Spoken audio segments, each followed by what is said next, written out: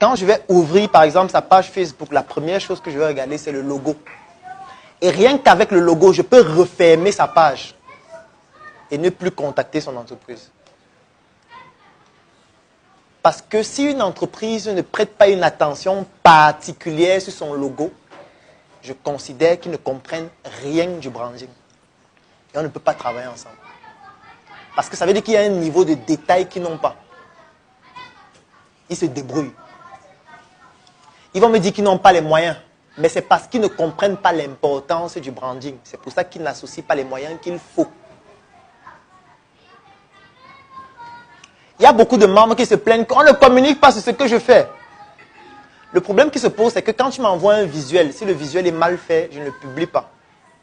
Parfois, je peux voir un visuel qui a été publié par un community manager et je vais interpeller celui qui a fait ça pour dire que c'est la dernière fois. La prochaine fois, je vais juste supprimer la publication. Parce que tout ça, c'est une identité qu'il ne faut pas dégrader. Moi, je déteste voir les fils. C'est pour ça que je ne suis pas satisfait de cette salle, parce qu'il y a trop de fils visibles. Tout ça, ça participe au branding. Quelqu'un va se dire que ce sont des dépenses. Pour moi, ce n'est pas une dépense.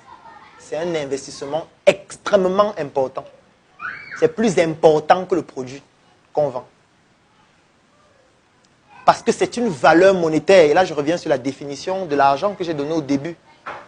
Qu'on peut transformer en monnaie fiduciaire ou en toute autre forme de monnaie.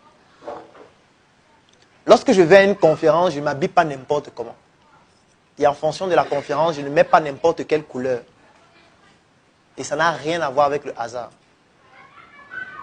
Sauf que ça s'apprend. Ce n'est pas l'ange Gabriel qui ouvre le ciel et il y a une flamme qui vient te donner cette compétence. Il faut l'apprendre.